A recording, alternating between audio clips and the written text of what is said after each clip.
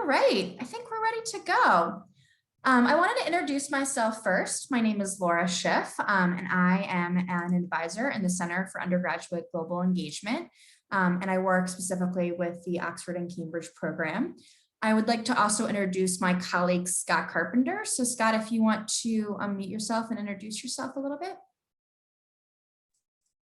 Thanks, Laura. Nice to join you all. My name is Scott Carpenter. I've been working with all sorts of Columbia programs for a decade and a half, and so pleased to join you for this program, which has been going on for almost 40 years now. So that's not all me, but it's a great old tradition, and we're really glad that you're here to learn a little bit more about it. Fantastic. And actually, Scott, if you don't mind, I'll go to the first slide because you're so wonderful at explaining some of the history of the program and of our partnerships at Oxford and Cambridge. Oh, fantastic. I'm so glad to. Yeah. So as I mentioned, this program does go back to the 1980s. So it's a very special program in that respect, and that it really is the beginning of international education at Columbia. I guess the real beginning is our program at Reed Hall, but goes back even further. But it was an effort that started for many years, specifically with the college, and it's expanded more recently to include Columbia Engineering and General Studies students as well.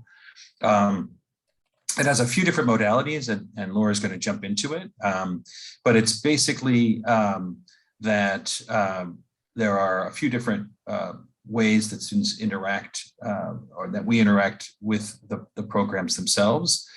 So through some of the relationships, it's a very relationship-driven program for our team in the office. There are sort of counterparts in many of the different Oxford colleges, and the colleges, as you'll keep hearing about that today, is really the key to Oxford, is that all the experiences that students have academically, personally, and socially revolve around your involvement and technically admission to a particular college. So we have longstanding relationships with some colleges.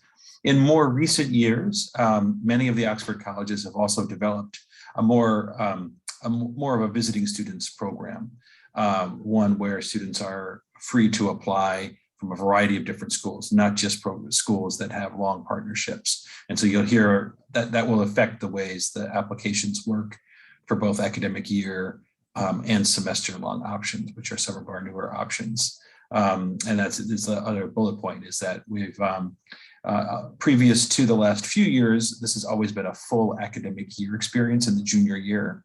And again, with more of the changes, more of the flexibility that we've been able to provide as an office, but more importantly, that the colleges have been able to open up opportunities for students to study for one semester or one full academic year in the junior year to a wider variety of students. And we'll get into a lot of the differences of those experiences and the pros and cons of each.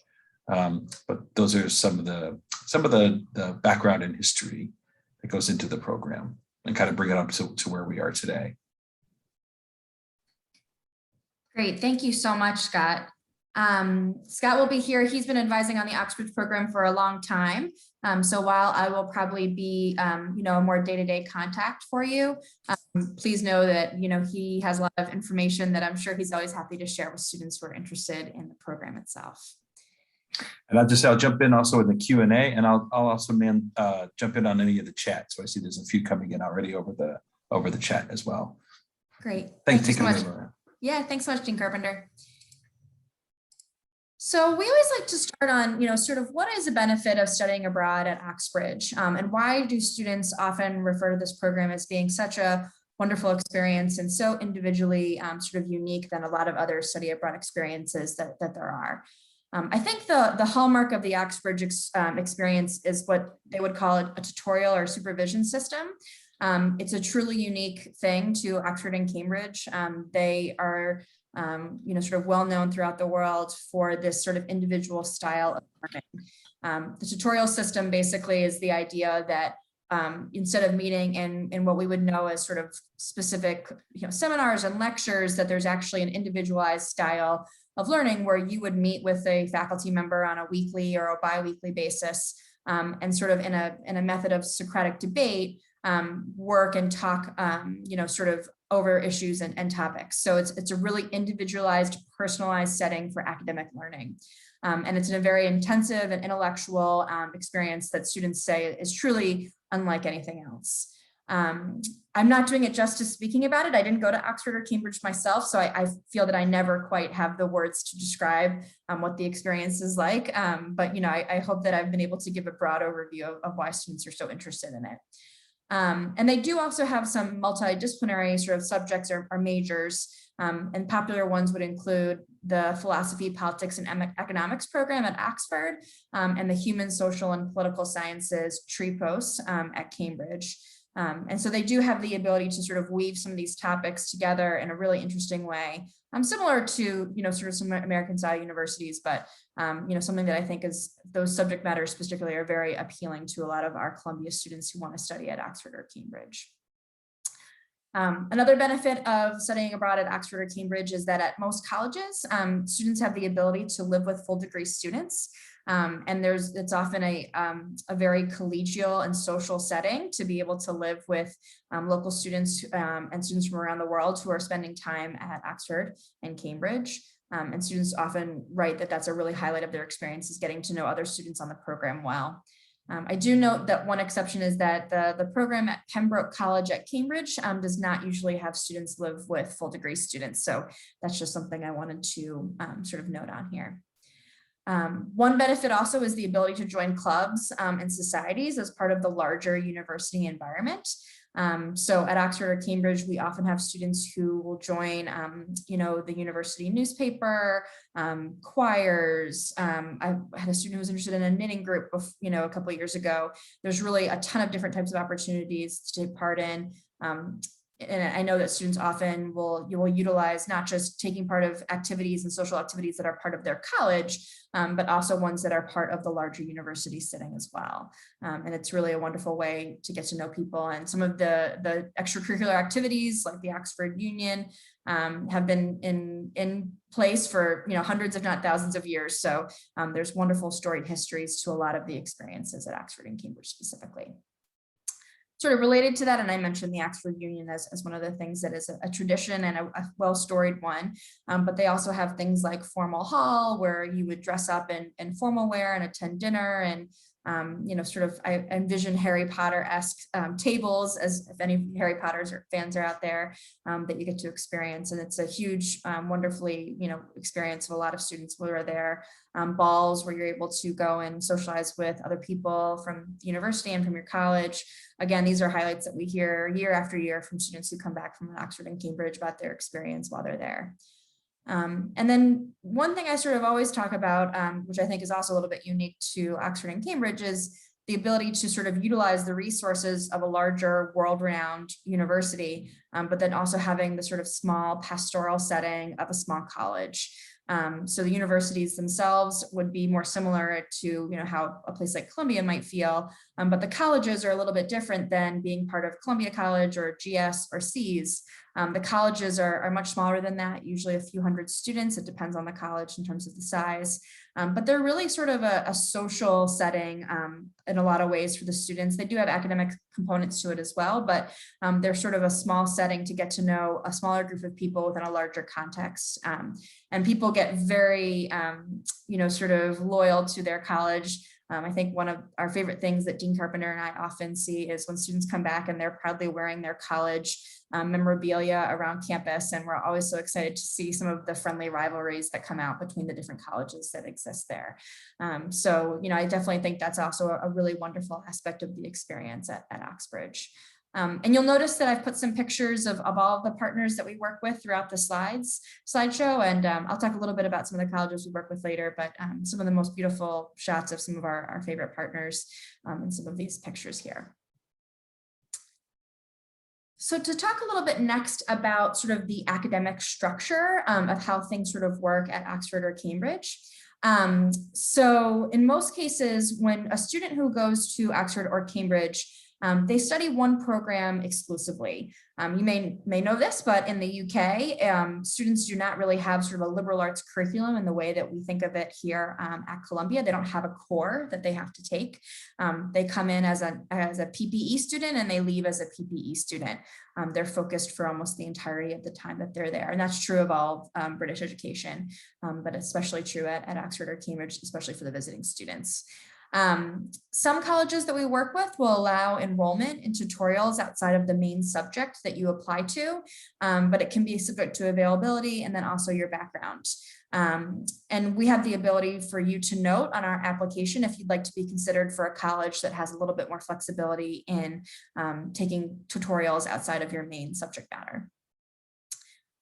We find that students at Oxford or Cambridge traditionally take about 1 to 3 tutorials per term, and that depends a little bit on the subject. For those who do not know, Oxford and Cambridge have 3 terms per year.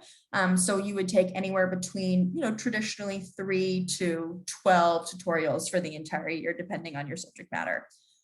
Again, it really depends on the individual student and what you're studying, but as a general rule of thumb, for most humanities and social sciences subjects, students will take 1 full tutorial, which meets weekly, and 1 half tutorial, which meets bi-weekly per term. That's a very normal course load for things like English, history, political science, econ.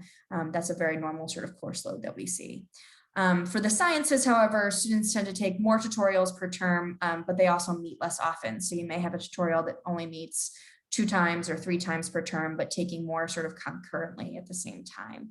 And again, in individual advising, we can help you understand a little bit more, depending on what you're interested in taking, what might make sense for you. And then for, students, it's sort of a hallmark of an Oxford or Cambridge experience is that they do have sort of these end of year exams, usually that the local students will take. You sort of have to pass your exams from 1 year in order to sort of take subject matter in the 2nd year. For visiting students, students at Oxford are not expected to take end of year exams, but for students who are doing a full year at Cambridge, they usually do take exams. And again, we would help you sort of navigate sort of what that might mean as it relates to your plan, depending on sort of which college you end up attending.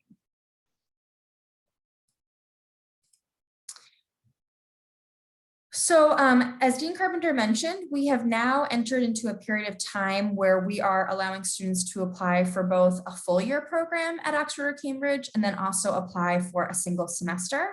The single semester option is what's called an extended Michaelmas term for the fall.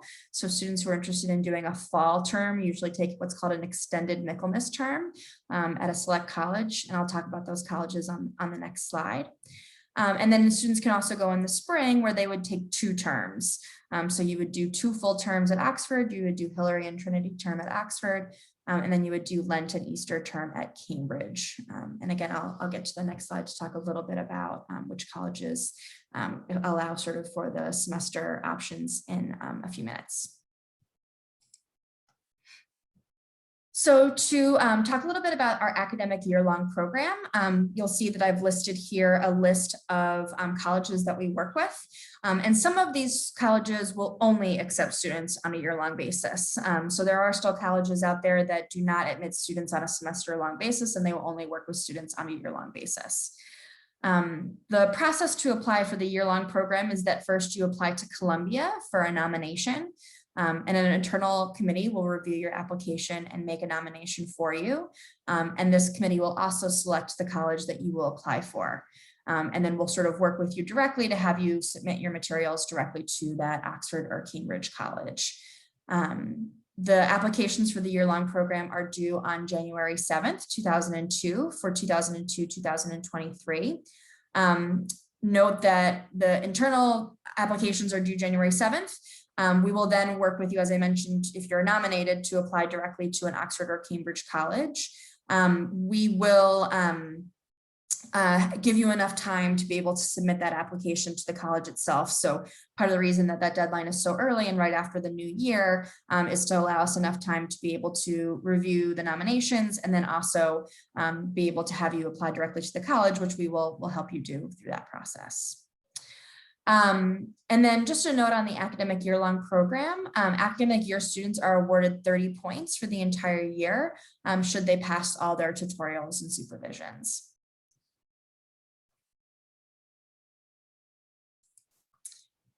And now for a little bit of information about the semester-long program. So we work with 3 colleges in the fall for that extended Michaelmas term. And one thing to note about that extended Michaelmas term is that a traditional term at Oxford is 8 weeks. So when we're talking about an extended Michaelmas term, it usually means that students are arriving a month prior to the local students. So if the term starts in the first week of October, you would start arriving before the local students the first week of September and take an additional course that's not offered to local students prior to doing the full Michaelmas term. So that's how we are able to work with the fall semester. 8 weeks is not long enough in order to accommodate a full term's worth of credit. So that's why we only work with colleges that offer what's called an extended Michaelmas term. And I've listed those colleges out here to be clear on which ones are available for the fall. For the spring, as I mentioned, you just do the second 2 terms in their completion. So you would do a full 2 terms. And there's a list of 5 colleges that have the ability for students to do that. In order to move forward with the process, what students would need to do for the semester-long program is apply for something called clearance or approval from Columbia. And that's usually due in the beginning of January, again, for this program. And this year it will be January 18th, 2022. A clearance application is a very straightforward application. It's really just getting approval from Columbia to study abroad. If you're in good standing with the university, if you have above a 3.0 GPA and you've made, well enough progress in your requirements, including major and core requirements, students are usually eligible for clearance. So it's a pretty straightforward process, and you can start the application today and note that. You will also then apply directly to the colleges. So there is no internal nomination process for the semester or your semester-long program. You would just apply directly to the college, and we're willing to help you and be sort of a helping guide for you to help sort of know, sort of where the applications are and how to look for them. But just to note that you are responsible for applying directly to the college yourself. And to note that most of the deadlines, even for spring 2023, will be late January, early February of 2022. So just to repeat that, you would apply to Columbia for clearance by January 18th, and then you would apply directly to the colleges, by late January, early February 2022. For the fall semester, Columbia students are awarded 12 points for the extended Michaelmas term. And for the spring semester, Columbia students are awarded 20 points for the 2 terms at Oxford or Cambridge.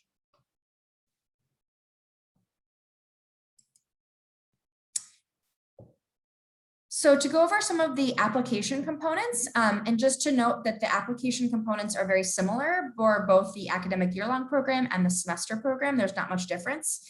So this is really the same. The biggest difference is that for the academic year program, you submit your materials to the Columbia website, and for the semester program, you apply directly to the college.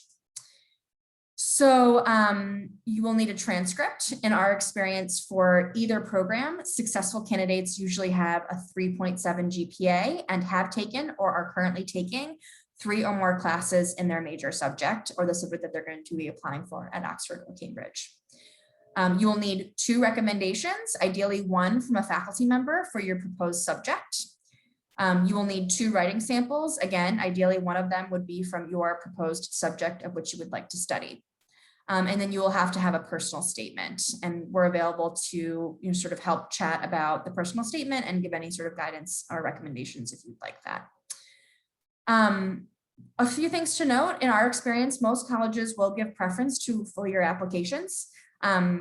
We don't have a ton of historical data on the difference between students getting in for the full year or students getting in for the semester. We do have students that were admitted this past year for this upcoming spring for the semester. So if you're interested in the semester-based program, please know that it's definitely still a possibility that you would be admitted. But we have historically seen that application preferences will be given for full year-long students. and that some subject matter, especially in the STEM, can only be studied on a year-long basis. It's just too difficult with the sequencing of courses, and oftentimes in STEMs, tutorials might take place in 2 different terms. So you might have a course in Michaelmas that is taken part of it in Michaelmas and then extends to Hillary. So it can be challenging sometimes to be admitted for just a semester in our experience.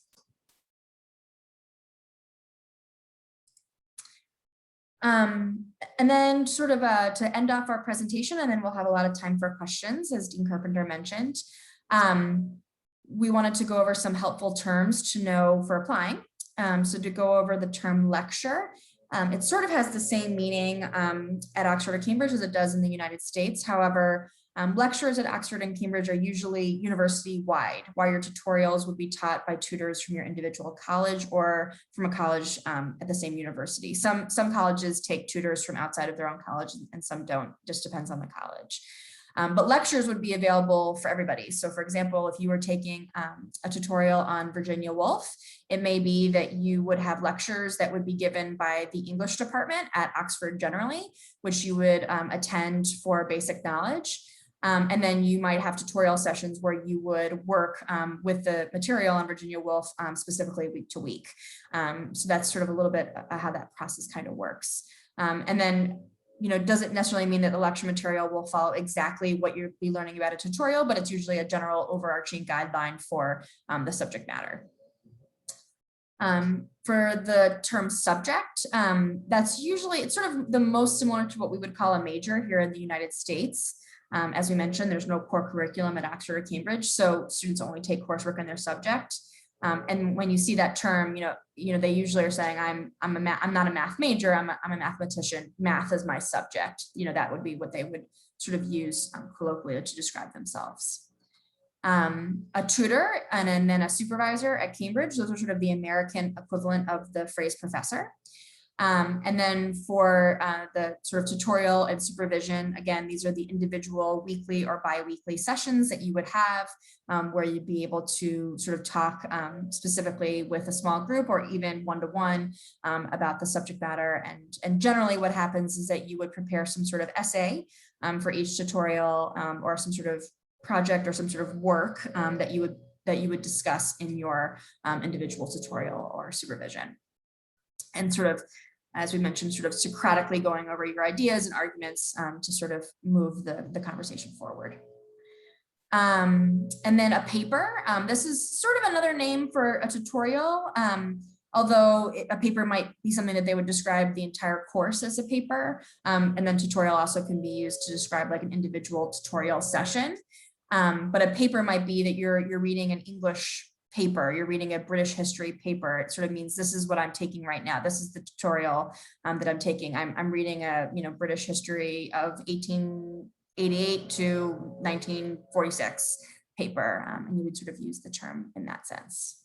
So just a little bit of helpful information as you're navigating through some of the websites into terms of sort of what makes sense for from looking at the websites. And then finally, we just have links to describe the links for each of our programs. And this is where you would do, for the academic year, you would do the entire application, the application for, sort of both clearance and then also for a nomination to an individual Oxford College or Cambridge College. And then for the fall or spring, this is where you would apply for clearance and then you would apply directly to the Oxford College. So I'm going to stop here. I'm seeing a lot of questions and I know that Scott has answered some of them. Scott, I don't know if you would like to, ones that might be good for the whole group to hear. Yeah. Yeah, I'll jump back in. I'm also not able to keep up. So thanks for all those really, really good questions. Yeah. And we could always follow up in different ways if we don't get to everyone, but I'll start with the ones that that folks have put here, and please feel free to keep asking either in the chat or pop up on audio or video if you'd like as well. I will just rewind in the questions for, I think I handled some about the petitions for senior year, and tackle the question about recommendations, because that's something that's a very common question. So as Laura mentioned, the recommendation is that students are getting at least one letter of recommendation in the field that you intend to study in. That's not a hard and fast rule. We know it can be very difficult since you're usually applying as a sophomore to go abroad in the junior year for this program. So it can sometimes at that point be very hard to get to know faculty in some of the larger lectures. So it's a little bit case by case, but there's definitely been examples of lots of different students who were not able to get, let's say, an economics faculty member and a relationship going. And so in those cases, they've used other recommendations, whether that's from like other instructors or sometimes core instructors who get to know you really well. That absolutely can be the case. I'd say probably the bigger exception to that are the more technical areas, like some of the more STEM fields, because I think in those cases, basically the applications for all the students are read eventually. If you get nominated or you're applying directly, they actually get read by the faculty in the department. And so you really, at that point, the letter of recommendation from a faculty member about its very specific background knowledge in STEM is very important for the faculty member on the receiving end to understand, the kind of full scope of your skill set. But there's also still creativity. We've had students have letters of recommendation from research advisors or internship advisors. So there's definitely some flexibility. You probably would want to work with our team a little bit individually to kind of go through those. But as it might be still a little bit early for the applications, you could think now about cultivating those relationships and see where that could lead you. Actually, Scott, I just made a list of questions, so I'm just going to. Oh, thanks. Yeah. I'll just go down and answer them. Yeah. So we'll see at the end of the chat, but I'll just go ahead and answer them for everybody because most of them are actually pretty relevant for most people. Great. You answered this in the chat, but are students allowed to apply to both semester and year-long program? You are allowed to apply for both the year-long program and the semester-based program. We'll get into specifics with students who are in this situation about which colleges might be ideal for them to apply to for the semester-based program. So we should have an individual appointment to talk about that. But I think generally, yes, we will allow you to apply to both the academic year-long program and the semester-based program. If you're rejected for one application cycle or choose not to go, can you apply again for a following year? Generally, the answer is yes, although it's a little bit tricky about Oxford and Cambridge is that you will be applying at the same time for both the fall academic year and spring cycle. It's one of the few programs where you actually apply for everything at once. So we'll sort of go through that process, at the same time for Oxford and Cambridge specifically. The Oxford and Cambridge application is so early that we often have students who may go through the application cycle for Oxford and Cambridge, but then either are not admitted or decide that they don't want to pursue it. So they will actually pursue a different study abroad program, which might have more flexibility in the timing and in the application itself. So we can absolutely talk about that.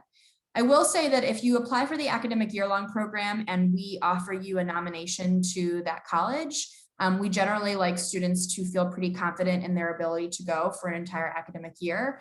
Some of these schools we have longstanding relationships with, and they might only have availability for 1 or 2 visiting students. And so we really are only interested in putting serious candidates through for those programs. So, while there's always flexibility with that, we don't usually encourage students to go through the academic year-long process. And then once we nominate you, to apply directly to the college unless you're fairly serious about going.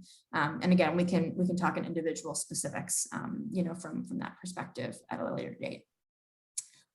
Can you go abroad the last semester at Columbia?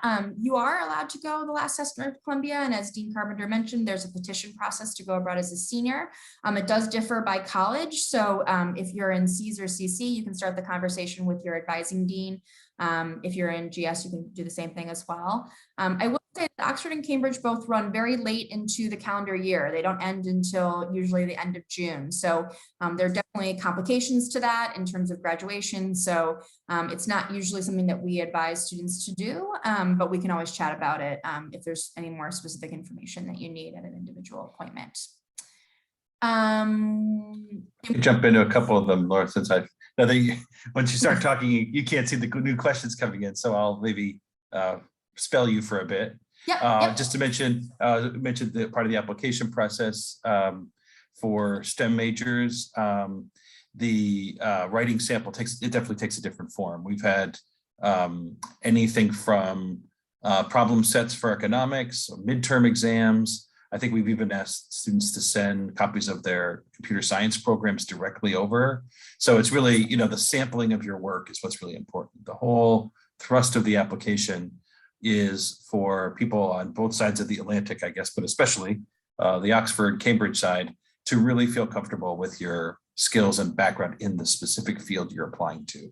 And as I mentioned, it's read by the faculty in that department. So anything that gives them the best picture possible of your skills and background so that they can feel comfortable that when you're joining them, you're going to hit the ground running and be right up to level with everybody else that's there. So sometimes that gets a little bit individuals advising for that, but we want to make sure it's something that's actually useful to your field. The credits for your major is definitely something that is important. I'd say it's always going to be individualized to your department and to the courses that you're taking.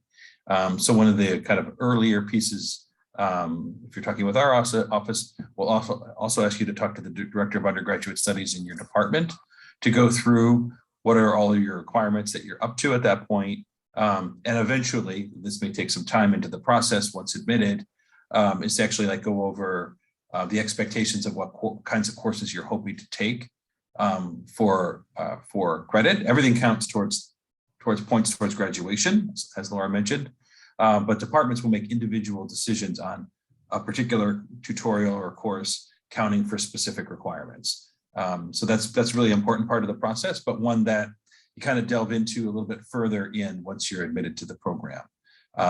If you're an engineering student, we actually have a course approval process that you'd go through as well, where there's actually individual sign-offs on the courses as well.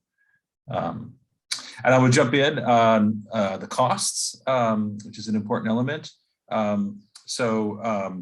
For undergraduates in the college in engineering, both this program and any other Columbia program that you might select that's approved by Columbia, the costs are going to be, the tuition costs are going to be the same as the tuition costs that you have on campus. So you would continue to pay Columbia tuition during that academic year.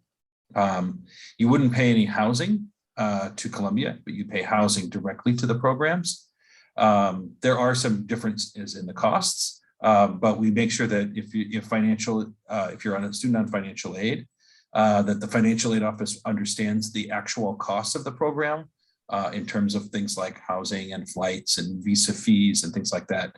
The long and short of it is that for students on financial aid, your family contribution that you're making when you're studying on campus at Columbia will be the same when you're studying abroad on this program or any other study abroad program. Works a little bit differently for general studies.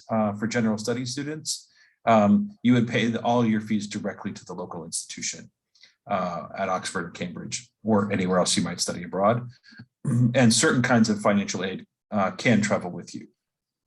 So you can talk to us more individually about that or talk to the financial aid office. But there's no added fees or additional expenses that are baked into the program necessarily. Medical school. Yeah, I could take that one too. The short answer to that is they could definitely count to Columbia because all the points will count. And as I mentioned, courses can count towards majors and concentrations. But on this program or any other study abroad program, at least the ones I'm aware of, medical schools do not want to see study abroad courses taken for the pre-med requirements. There's maybe some teeny little exceptions for that I've ever heard of. So you would definitely not want to take your orgo or your bio or anything like that. Now, if you're taking orgo or bio courses for your biology major at Oxford, that can work well. But you should always plan to take all of your pre-med courses at Columbia. There are some, if you get creative and you're looking at how to fit pre-med and study abroad together. There are creative ways of doing that. Some of that can include summer courses or applying to study abroad in the senior year, which is, as I already mentioned, a little bit difficult for this program, or to postpone medical school until at least 1 year after a gap year by studying abroad junior year, finishing your pre-med requirements senior year, and then applying for admissions for the year after that. So you could definitely chat up with your pre-med advisor about study abroad, and also you could talk to us about it. But technically the courses from abroad are not something that the pre-med or like the medical schools want to see as part of your application. In terms of transfer credits, yeah, everything counts as transfer credits for this program. So unfortunately, if you already maxed out transfer credits, then you wouldn't be able to transfer any more credits towards your degree. So you might want to talk to your general studies advisor or CC or C's advisor about any flexibility that might exist in what you've transferred in. But generally, transfer students that are bringing in the maximum should plan to study abroad on Columbia-led programs, because Columbia-led programs are classes, all the classes actually count as Columbia credits, not as transfer credits. But this program wouldn't work for that situation. I can take a few, Scott. So I have left as being, are there any age restrictions for the various colleges for GS applicants? That is a great question. I'm not aware of any age restrictions. We could always look individually when a student who was applying. I know I had a GS student who went years ago who was a little bit older than a traditionally aged student, but I'm not personally aware of any age restrictions, and we would be happy to work with you and the program to see what options might be available. I don't know how much flexibility also the colleges might have about not living in college. We've never actually had a student opt to not live in college. Usually when we've worked with students on this program, the living in college is part of the experience that they look forward to. But if that was something that you were interested in, we could definitely chat if there was anything else that we wanted to look into, and we could look into it a little bit with some of our partners. And then can I elaborate on the situation for STEM majors that year-long application is preferred? Yeah, so it's complicated, and I'm sort of pausing in that it really does seem to depend on the subject matter that you're interested in studying. But as I mentioned, in some STEM fields, my impression is that many of the tutorials can take place during multiple terms. So especially between the Michaelmas and the Hillary term, Michaelmas and Hillary term at Oxford. So it happens that if you would start, for example, a tutorial on computer networks, it might have a few sessions that meet in the Michaelmas term and then a few sessions that meet in the Hillary term, which also sometimes can be a part of a group project. And so given that the group might span multiple terms, they often tend to prefer students who are full year students in order to have as much smoothness in the transition between terms, and especially for group projects. And I should say that, from the Oxford College's perspective, and this would be true of any major or any subject matter, if they're able to have a student who's willing to commit to a full year of study at Oxford or Cambridge, that's an easier thing for them from an admissions standpoint, to be able to fill in for the entire year. It's easier for them to assign that person a room in their dorm rather than having to, individually work with all the terms. So we've just found that it is more common for students to be admitted for the full year in terms of preference. But as I mentioned, the semester programs at a lot of these colleges are pretty new. I don't know how much historical data really exists on sort of the history of being admitted. So I would say I always encourage students to contact us and to work with us and to try to see what might be available for a semester-based option. But in our experience and from talking to our partners, we do know that there are usually preference given to full year applications. Are students allowed to apply for multiple programs, fields of study within the Oxbridge program? Our experience is that you will apply for one primary field of study, and you may have the ability to take 1 or 2 tutorials outside of that main subject matter, but usually you would apply for one subject matter only. Some, as I mentioned at the very beginning of the presentation, some subject matters are automatically already tied within each other. So the example I gave was the philosophy, politics, and economics course at Oxford. So sometimes if the subject matters are connected and intertwined, it can be easier to study those subjects jointly. But things that are not necessarily intertwined can be more difficult. I always use the example of, art history and computer science. Maybe we could look into it, but it might be challenging to take those courses together. But some colleges will allow students to take 1 or 2 tutorials outside of their primary subject matter. Is there a typical expected for people interested in study abroad to apply to multiple programs across countries? This is a good question. We do have students who apply for multiple different types of study abroad opportunities.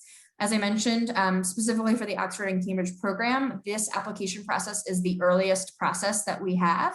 So it can be something where if you're not admitted to Oxford or Cambridge, you would still have time to pursue other opportunities. I will also say that Oxford and Cambridge are the most competitive programs that we work with from the study abroad perspective. Many of our programs do not have as high of a GPA requirement or have requirements in the same way about taking subject matter in one subject or having had previous experience in that subject. So we could definitely work with students from a variety of backgrounds to be able to find the right study abroad program for them, which may not be Oxford and or Cambridge, depending on sort of your interest and background.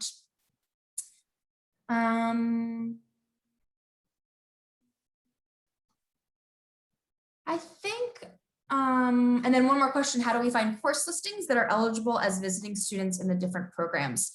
So some colleges will have this information more readily available than others. If you go onto the individual websites that we have listed here, and I'll see if maybe I can get to it, and Scott, let me know if you can see it. Sometimes it's difficult to see. Yeah. I can show you.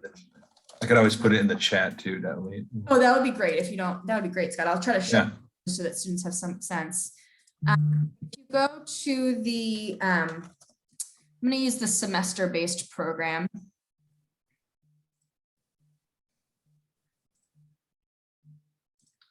Can you see this link, Scott, or is it difficult to see the Just website? put it in the chat. I think you might be able to get it to it better from the chat. Yep. Perfect. So, on this link, and then can you see the website, or is it not eligible? No, we don't see the website. Okay. I'm not quite sure how to do that. You can close the presentation or close the sharing screen, or I'm close the presentation. Yeah, let me try that.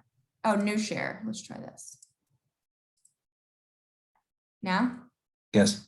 Perfect. So if you go on this page, you'll actually see some links to some of the individual colleges that we work with. And on these links, some of these colleges are, in my opinion, some of the colleges that have the best information that's publicly available about tutorials that might be available for visiting students. And even if they're specific to a college, they might give a general sense of how, say Anne's College, University of University, I have to change that. That's obviously Oxford and not sorry. But some of these colleges have nice websites that, would provide general guidance, which is also helpful, from this perspective of sort of seeing what types of subject matters is usually offered. As a general rule of thumb, usually the tutorials themselves are very broad in scope. So you might see that a tutorial is, as I mentioned, called Virginia Woolf, and that's sort of the basic, sort of idea. And then you would have a lot of individual liberalism to study Virginia's writings in a very specific way as the benefit of the tutorial system. So, I think that's just one thing to note, is that the subject matters in themselves tend to be very, sort of broad. So that's the individual college website. And then if you go on the academic year-long program website, what was I going to say? You can see a little bit about the generalized courses of study. Scott, can you see these links that I'm opening up? Yeah. So here they sort of have a listing of some of the undergraduate study, and then at Oxford and Cambridge, you can see the general subject matters of which that you can apply for. And as I mentioned, some of these combined programs also might be particularly of interest for students who are thinking about doing multiple subjects. So history and English, history and econ, etc. would just add one caveat to that, which is a very useful website.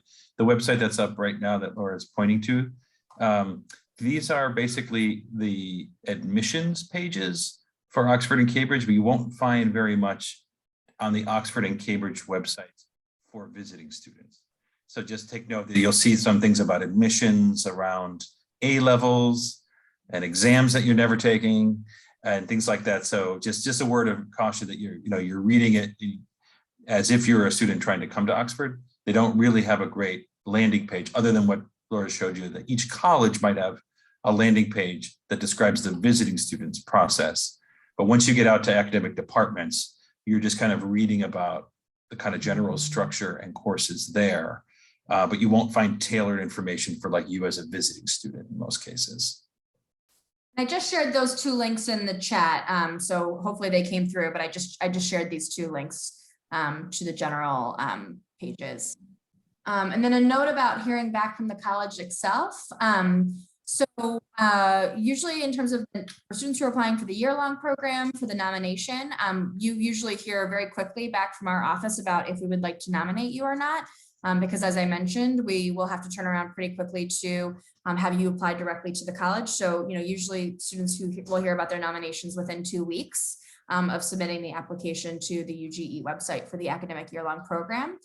And then for all of the college admissions, so rather if you've been nominated and then are applying directly to the college, the admission directly to the college for the semester year-long program, the timelines to hear back differ. I would say most colleges will notify visiting students of their decision in March. So, you would usually have that time period of around a month or 6 weeks to hear back.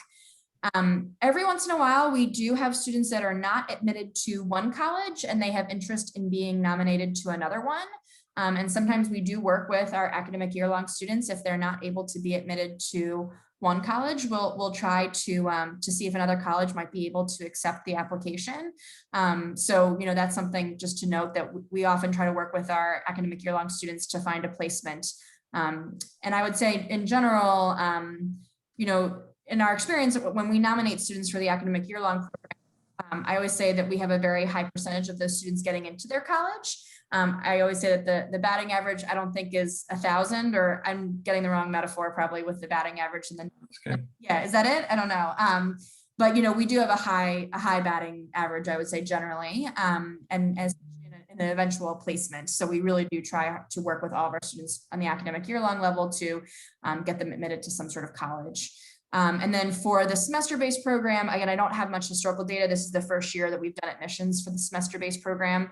I was very pleasantly surprised to see how many of our students were admitted for a semester-based experience. So we're really hopeful and optimistic, but unfortunately, I just don't have tons of data on sort of what those numbers generally look like. I will say that if you are sort of close to the 3.7 GPA, I would probably encourage you to apply, but in my experience, most colleges are pretty strict about that number in our experience. So they really are looking for students who are usually at that level, especially in courses that you would like to take related to the subject matter that you want to apply for.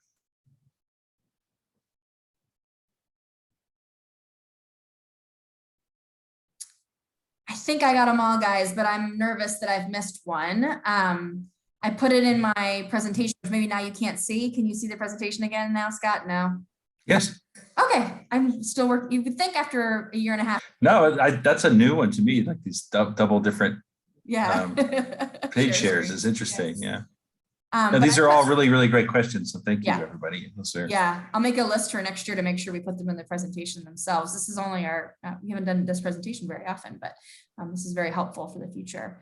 But I put my contact information. You should feel free to send me an email with any other questions that you have. I would be more than happy to do an individual advising session with any of you. And my advising calendar is listed on this part of the website. And you can sign up. I have virtual appointments that you can sign up on my calendar, and then you can also, write me a note if none of those times work for you, and I'd be happy to chat more. I will ask that if you are a first year, if you might wait until the spring semester to make an appointment with me, that might be just nice so that I can have time for our sophomores who are interested in 2022, 2023. And then also our juniors who might be interested in some of my non-Oxbridge advising. So if you're a first year, if you don't mind just holding off into the spring, that might be ideal if you don't mind. Oh, we got a few more questions.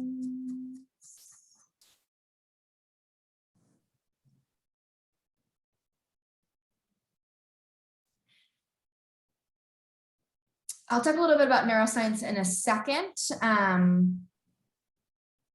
But if there's any more generalized questions, so I'll talk a little bit more about neuroscience in a second, but if there's any more generalized questions, I want to make sure we have an opportunity for students to ask those. I will be sending out a copy of this presentation with the recording to everybody who registered. So you will be able to access this at a later date as well.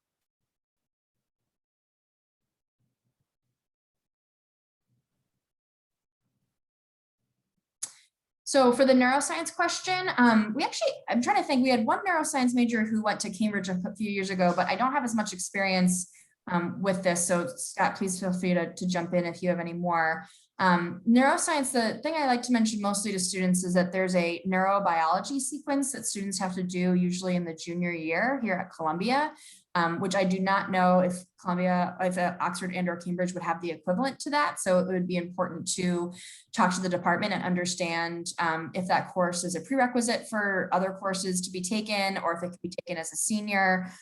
We could try to potentially find it at Oxford or Cambridge, but I know from advising a fair amount of neuroscience majors that that neurobiology sequence is always a little tricky to figure out from a study abroad experience in the junior year.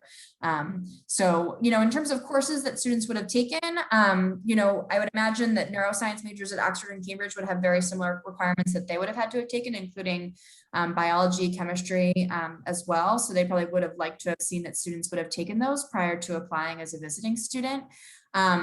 But I'm not sure if it's necessarily a requirement, although I would imagine that that would be also just allow you access to more tutorials at Oxford and Cambridge and the ability to take more higher level tutorials, which probably would be of interest.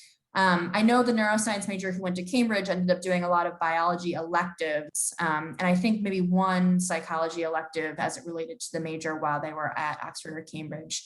But I would say this is related to neuroscience, but also just generally for all students, that if there's a course that your major requires you to take, and if it's a specifically named course, and it's specific to Columbia, we usually advise that students would have taken that course at Columbia, rather than trying to take it at Oxford. So if there's any sort of requirements for the major that are named, I generally advise that students try to take those ahead of time. And this is sort of a side note, but sort of related. If you're an econ major and you're looking to do this program, we generally advise that if you can take econometrics before you go, I think it opens up more opportunities at Oxford or Cambridge for you in terms of tutorial selection. But if you can't, we can talk about it. I think Oxford and Cambridge is maybe the only program that econ sometimes approves econometrics to be taken abroad. So we can talk about that. But if you can fit it into your schedule beforehand, I think it's usually ideal that students have taken ahead of time. I don't know, Scott, if you have any guidance on neuroscience that I haven't mentioned, from that perspective. Yeah, I think the idea of the generalized advice about requirement, if it's a required course, those are a harder bar to get approval from the department for. So like most often students abroad on this program or others are usually taking electives in the major or something from a longer list of choices. I think you nailed it when you said, biology, it could be upper level biology courses, because in a biology major, fine arts, a great question. Biology major at Oxford may have then electives that you're selecting. And if you're advanced enough, those electives could fit into the neuroscience part. Same on the flip side, psychology, right? Since it's kind of a joint major between those areas, advanced psychology. And I think a lot of the applied psychology at Oxford and Cambridge tend more towards the cognitive work, so that would fit in maybe better with neuroscience.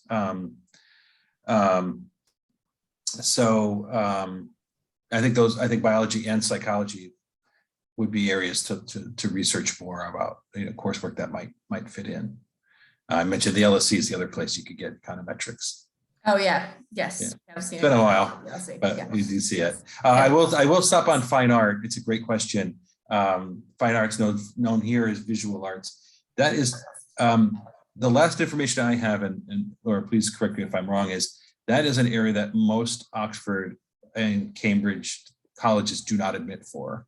I think it speaks to like the very like space and studio constraints that they feel. So they usually don't even open that up to visiting students, at least in my knowledge. That's different than like art history or history of art that they would call it. But like for like the practice of art, it tends not to be available. But there are some really specialized fine arts or visual arts programs in the UK and elsewhere that we know about, and that Laura would be keen to chat with you about, because those have really come to the fore, and also including Laura's, can I say it? Laura's alma mater for study abroad, Goldsmiths College in London. Of course. Yep. Of course, right? It's your alma mater. We're proud of it. Great fine arts program in a really, really cool part of London. But there are other options beyond, but probably not Oxbridge. Yeah. Are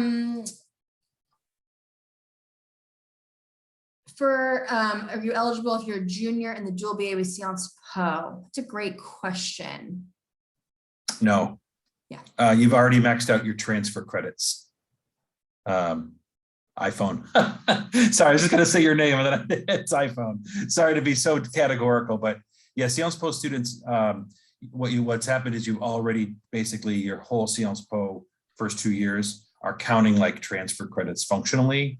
So the advice I mentioned earlier about exploring CU-led programs where the courses count as Columbia courses, that's definitely the way you would want to go for pretty much any study abroad, unless you're ready to study abroad like in the summer for no credit, which sounds maybe crazy, but there are really cool opportunities you might want to explore. No credit options. Yeah. But yeah, you probably maxed out. Yeah. Okay, iPhone. Sorry about that. Yeah. So I'm saying it's 4:30. So I'm actually going to go ahead and stop sharing my screen, and I'm going to stop the recording. But I'll be available for another 15 minutes if students want to stay on and ask any questions. And I don't know what Dean Carpenter's schedule is like, but he might be able to as well. So yeah, I'll stay on, but I'm going to go ahead and stop my screen. So just end the recording as well. I can stick around a bit.